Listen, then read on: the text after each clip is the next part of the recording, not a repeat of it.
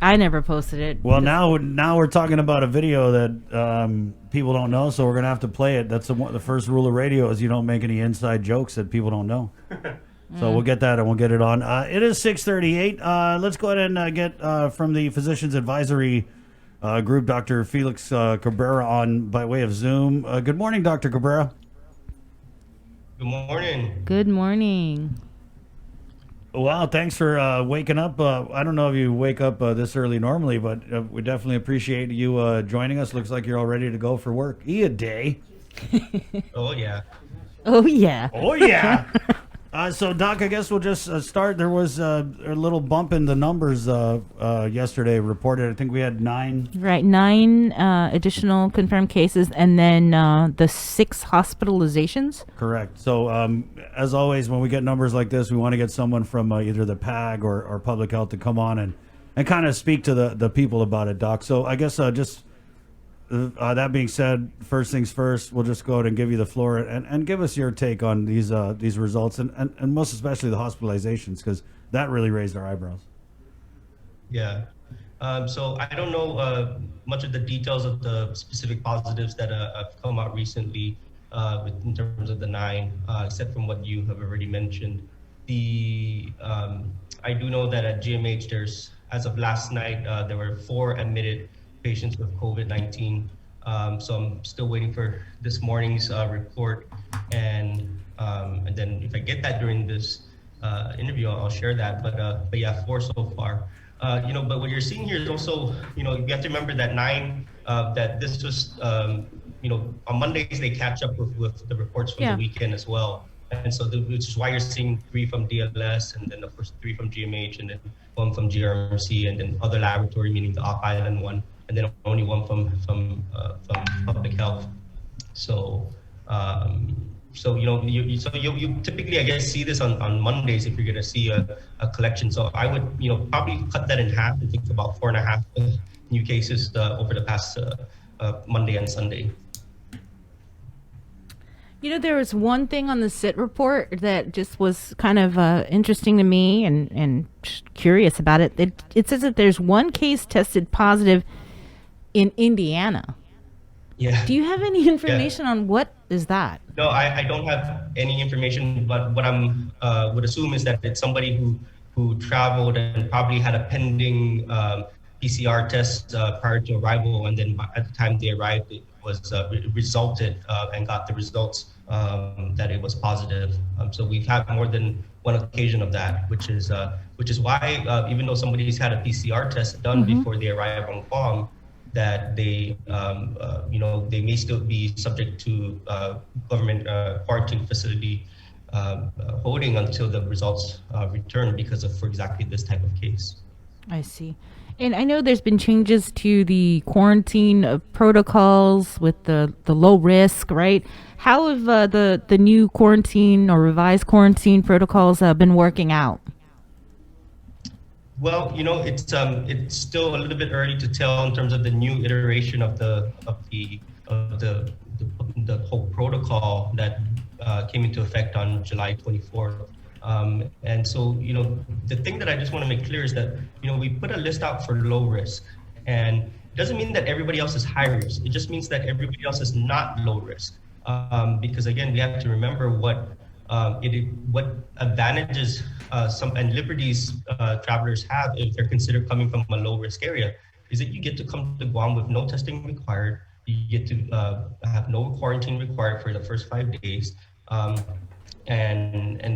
by the 5th day, you need to have a test if you're still here if you're here more than 5 nights. And that's pretty significant. And so we want to ensure that the person coming from, that traveler is coming from a place that's for the most part, much lower risk than Guam itself. And then we think that's the fairest approach. So if you're a place that's slightly more riskier than Guam, then you shouldn't be allowed those liberties. Is the basic take home of that. But I think a lot of people have blown it out to being that we're labeling all these other places as high risk, but we've never once said that they're high risk. We switched completely to looking at low risk because of the new change in entry requirements. Mm-hmm. Okay, well, school it's getting ready to start. What are the discussions that the Physicians Advisory Group is having at this time?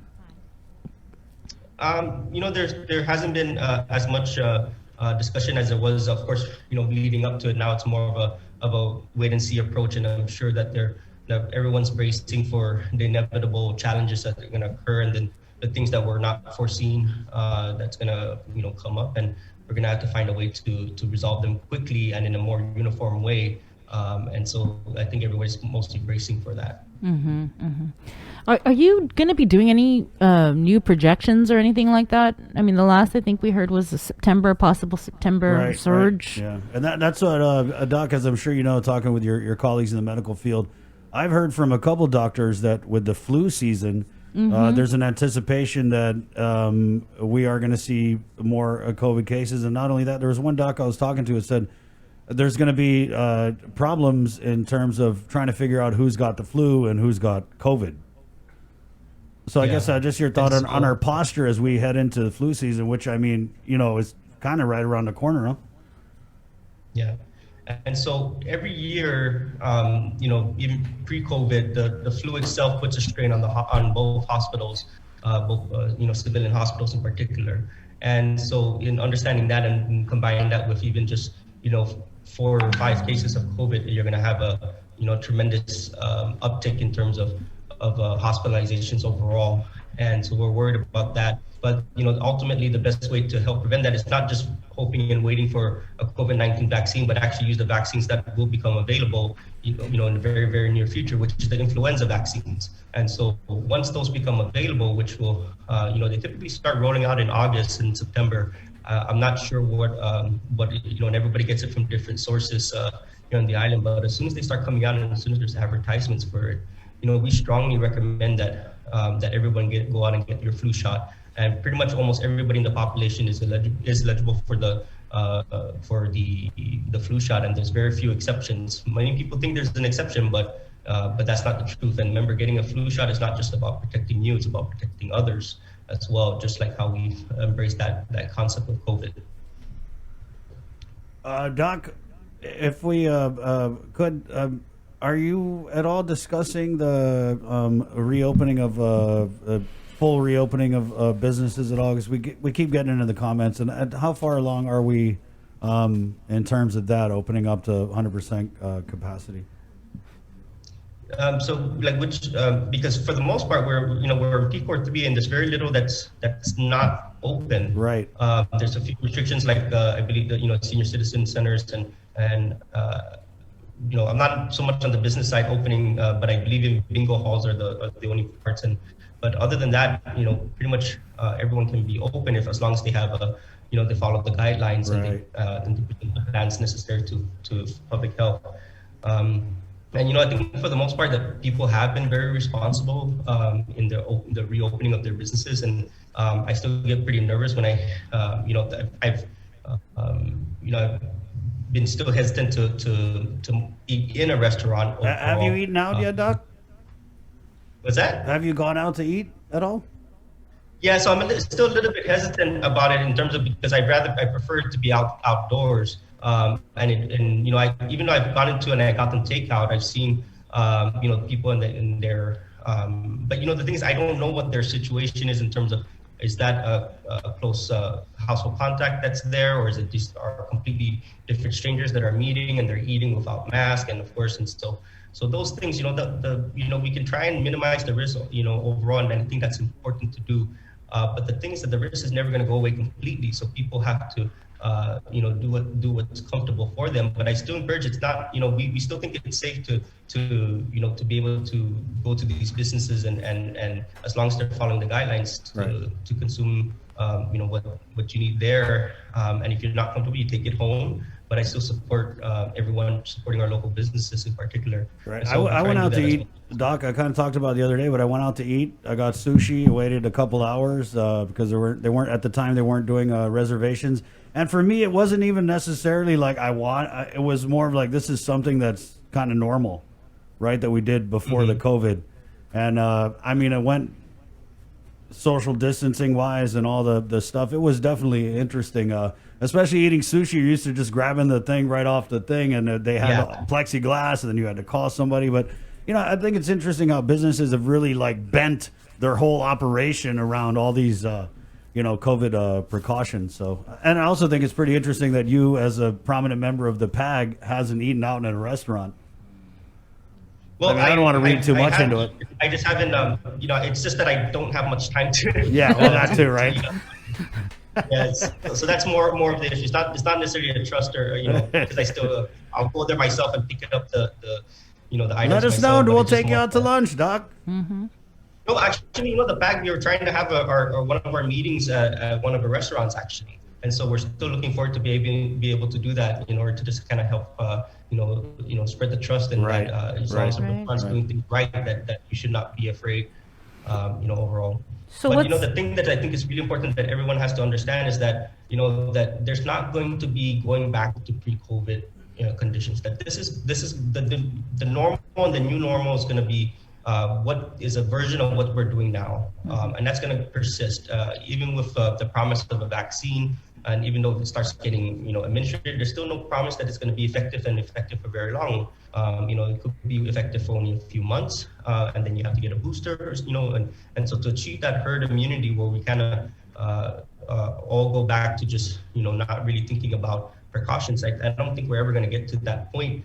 But just like how washing your hands after leaving the bathroom is supposed to be normal for everybody pre-COVID, that's just what's going to be our new this new state right now that we're in will be our new normal, be a form of it. I feel it. I went to the store the other day, and I don't know how I ended up without any wipes or sanitizer in the car. I got in the car, and I mean, like, literally the whole way home, I was driving like this with my steering wheel because I didn't want to, like, touch. Is that weird? No, I mean, I got my routine exactly when I get in the car. I'm like hand sanitizer, everything. So one of the things I remind people to do is also, think about when you touch common areas, like not just doorknobs in public places, but handrails in particular. Right. Oh, God. So that's the other one. And that's the very common one that people touch and touch often because it's almost instinctive. Right, Doc. This is something I really had to work so hard on with my kids, and this is even before COVID. Is you going downstairs, they want to grab it, and I mean I had the doorknobs, the handrails, and stuff, and so we went out on a hike the other day, and we went down some stairs, and I was just so proud because it was already habit. They're not going to touch the handrail, so they were. Walking their little bodies down the stairs, like balancing and not touching. I thought that was cool. Yeah, but these are things we don't even think about. There may be a whole new healthcare crisis if people just don't use the handrails. Well, that's the thing. Like with kids returning to school, I get nervous about that. I'm still on the fence about my son returning to school because the whole social distancing. I mean, really. Is he really going to be able to social distance at school? Right. And, not touch this, not touch that, I'm just really worried. Right. I mean, even something as simple as like sharing snacks, you know what I mean? There's just a lot of room for... Doc, I wanted to ask you, and while we're on the subject of schools, just your thoughts on this. I was talking to a couple of teachers, and then and we'll bring this up with Soup. He's coming on tomorrow. There were options that were being offered at some schools where teachers could either decide to go full online in their teaching or do a face-to-face. But I'm hearing that some of those options have been taken away at some of the different schools. What would you say to and is there, I mean, it's kind of silly that there obviously is a risk, but how do we move forward with, the new normal while still considering that not just parents have these concerns, but, teachers as well? Yeah, that's a tough one there, and I don't have a good answer to that overall. I'm not an educator specifically per se, but the one thing I just wanted to actually talk about is one of the a little bit about me. So I went to public high school in Saipan at Marianas High School, and at the time it was the only public high school on the island, and it was extremely overcrowded. And it's overcrowded to the point where we needed to go into a track system. And so basically only 2/3 of the school was in session at one point in time, but it was year-round school. So your summer vacation, if you're on a particular track, might be in January for example. Right. But that was something that everybody could easily plan on. You knew what your schedule was a year in advance. I mean, for the whole year. And, there wasn't this, a constant flipping and around. I'm not necessarily advocating that we do that in Guam, but I just was thinking about the advantages of that, and that, you really knew what you were dealing with. Now it reduces the capacity of every area by 1/3 overall, but it was a system that worked. The students were on one track, teachers were also on a particular track. And so, there were some concessions that had to be made, that if you wanted to learn, biology from one particular teacher and they were on a different track, you were going to learn it from that teacher. That was just the part of it that had to be accepted. But other than that, it just seemed like there was more ways to plan better instead of like this alternating, every other day thing or weekly thing or what have you. Some are only online, some are off. So I don't know if that's even part of it, but it was just an interesting thought that I had just from my personal experience, and I thought it worked out well. That being said, I want to say that for the most part, GDOE, I mean, they have really turned this into chicken soup. You know what I mean? Especially given that they were up against the gun and planning for the reopenings of school. And I feel for the most part they've covered all the bases. So I don't really want to knock on them too much, but there are, of course, concerns all around, and like I said, not just from the parents and the and I don't want to say it's just GDOE. There's a lot of private schools out there as well. Correct. I mean, I'm just thinking that because we're talking public, but yeah.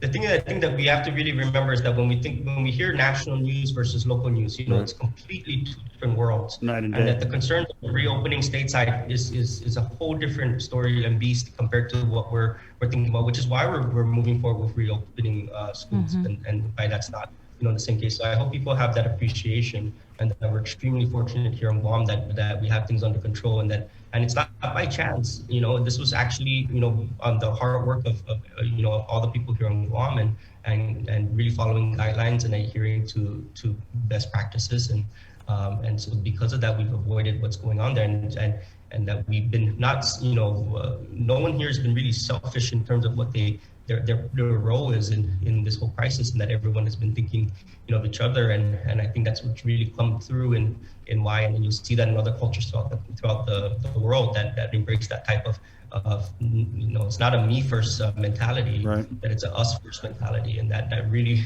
if anything, the virus that's one of the biggest weapons against the virus. Doc, are you able to speak at all to these the recent increase in positives? Because I know that there had been a couple of people that reached out to us from the FSM consulate asking us to kind of get the word out about a contact trace investigation, but we haven't really heard anything else on that. Is there any light that you can shed on whether or not the recent rash of positive cases, whether they're A, connected, or B, connected to a gathering or anything? Anything you can tell us, we'd appreciate. Yeah, I have not been officially briefed on that, on details of that, on that level. But I will say is that there's that the coronavirus has not discriminated in any way, and every every ethnic group practically on this island has been affected by the virus, and so because of that, everyone's at the same risk level here. But the key thing to know is that majority of what we're seeing especially recently over the past in the month of July, was that these positives were being caught within quarantine, and so that's a significant number, and when you think about what the purpose of quarantine is, and the potential that if they weren't caught during quarantine, or I should say identified during quarantine, that could have been exponentially detrimental to the overall status of COVID-19 on the island. So adherence to this is really important. It's adherence to quarantine when you're at home. The biggest threat to this island right now, I think, is not just incoming travelers, but it's those that are home quarantine and are not following quarantine protocols. And that if we find further evidence of those abuses, not only are that we're going to keep pushing for more strong enforcement of the of fines and legal action, because it is a misdemeanor. Right. That also we may have to revamp the whole quarantine protocol and actually take away this one liberty, Wow. or having more So restricted. you And guys- we don't want to do that. You But guys have on we home really court- yeah. seen anybody prosecuted or charged We with ha- violating? I just saw, quarantine? Doc, in Hawaii, they arrested a couple and charged them with breaking the quarantine. But yeah, I mean, have we? I've heard a bunch of stories, some pretty crazy ones about people breaking their quarantine. But have we reached that point where we've charged somebody with the public nuisance Yeah. charge?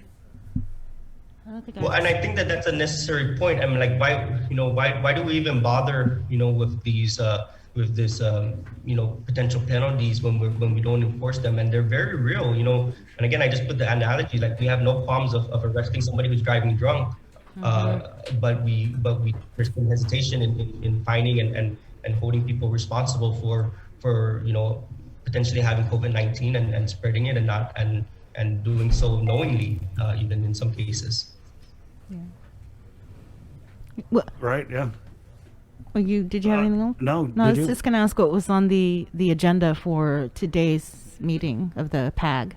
Oh, yeah. So for tonight's meeting, again, we're going to be working on the new release of low risk areas that goes in conjunction with the July 24th quarantine and testing protocols. And so that's going to be, there won't be much significant numbers of areas that are either falling on or going on the list or dropping off the list. But we're going to review that in more detail and then try and do. Of course, it's vast majority of it is objective and it's data driven, Right. and we do this because it's evidence-based medicine. We do sprinkle in some subjectivity to ensure that we understand that that these objective measures were still made in a bubble of subjectivity as well, because there were some end goals in mind. And so we have to understand that bias that was there from the Right. beginning. And then with that, we can make a list that again is the safest. And this is the way I say this, and I don't mean this to necessarily be funny, but it truly is that this low risk area, it comes down to a question of condom versus no condom. And if you're gonna go no condom, you better be very sure about the risk and the risk stratification of Just that close your scenario. eyes, Doc. So that's the key thing, and that's what we're risking. If an area goes on a low risk area, you remember that again that what kind of liberties come with that, and so that's why we're very strict about what areas get put on that list. Right, I love your analogies. Going back from the grenade. I mean, if you guys, I know you guys have been paying attention. Dr. Cabrera can turn a phrase. Yeah. What was that? We dodged the first grenade, but I got to go back yeah. and run the tape. But yeah, you've definitely. So, condom or Yeah, no but- condom? How do you want it? But remember back then, remember it was a grenade, that very first one. No, and hey, then we've been with said you it the was whole gonna be a ride. war. Doc, That's right. I support you. I think the initial projection you came out with, I mean, people are still talking about that. I think it was, you made the most of the tools you had, and it was a necessary projection, and I think that sobered a lot of people into submission. Oh, I love it when they use that against me in some way, because actually all they're doing is actually praising the efforts of Guam Right. in general, and Right. saying that because none of it said that it was our fate. It was saying that Yeah. if we don't act accordingly, that this is a trajectory of where we could be. If we don't put And the so- condom on. Exactly. Right. Yeah. So that's the key part here, is in that understanding of where we've gone. There will be a publication coming out in the next Guam Medical Association journal, where it's actually going to be a walkthrough, especially during PCOR 1. Wow. And so it'll be really good to kind of, it feels like years ago when we were there, but Right. I think it's a good accounting of what happened there, and we're trying to make an effort to be transparent in what we Yeah. also I did read with some that of my- time period. And it's really disappointing, especially with my media colleagues. I got a bunch of them on Facebook, and I'll read stuff like, they're like, oh, well, we only have this and this, and was it an emergency, or what, we never saw this? Well, yeah, we didn't see those things because we did what the hell we had to do. You realize how stupid you sound? Anyway, Yeah. just, Thank you. yeah. Thank So you. this is coming from the mask posse over here, Doc. We're masked. Yeah. Doc, I guess last takeaways before we let you go. What are a couple of the priorities for people out here to know, living under a pandemic, but also trying to be normal under PCOR 3? So again, it just comes down to basics, and that we cannot forget it. We are becoming complacent in certain areas, and that I think that it's a very important, especially as we start interacting more with people that we haven't seen in a while, is that it's just so tempting to break through some of our, the habits that we have, and that we've been trying to form new habits. And then again, that we avoid handshaking, avoid kissing on the cheeks, of course, kissing on the lips if it's somebody that's not within your household, and in particular, wash your hands and do a good job. Wash your thumbs also. Be sure to get that thumb as well. People seem to forget that part as well. So make sure you Doc? Sanitize your phones also. Right. I do that. That frequently. But you hold that to your face sometimes, and so so that's very important that you do that as well. And just take care of each other, love each other, and that's what we do. Thanks, Doc, for all of that. Just real quickly, you mentioned earlier about the 4 COVID cases admitted to GMH. Was that on top of the 6 from yesterday? And so there wasn't 6 that was reported; it was 3. Oh, I'm just going off the SIT report. Positive. Yeah, I thought it was from the JIC report from yesterday. It said 3 that were diagnosed at GMH, and that was the new case reportings. But of those that are actually inpatient hospitalized, as of last night, it was 4 patients admitted. Right. We also saw something on Facebook from one of our friends that his younger brother was in the ICU. So we'll follow up on that. Doc, thank you so much. Yeah. Now I'm going to be washing my thumbs. You got me thinking, like, am I washing my thumbs good enough? Can you give us a little demonstration there now that we have a video feed? How do you wash your thumbs? Yeah. All right. Get in there. Get in there. Really good, guys. This conversation is just like all kinds Are we talking about thumbs? Are we still talking about condoms or come thumbs? on now. I don't know. All right. Okay. Thanks, Doc. Yep, got it. Now you can see how red I get now. Yeah. We'll see you. Right. Wash your hands, Doc, and your Wash your thumbs. thumbs. That's going to be my new one. Wash your thumbs. Dude, got in my head. Now I'm like, have I been giving my thumbs the proper attention? My thumbs feel like, you forgot about us. Oh, there you go. That's Dr. Felix Cabrera from the Governor's Physicians Advisory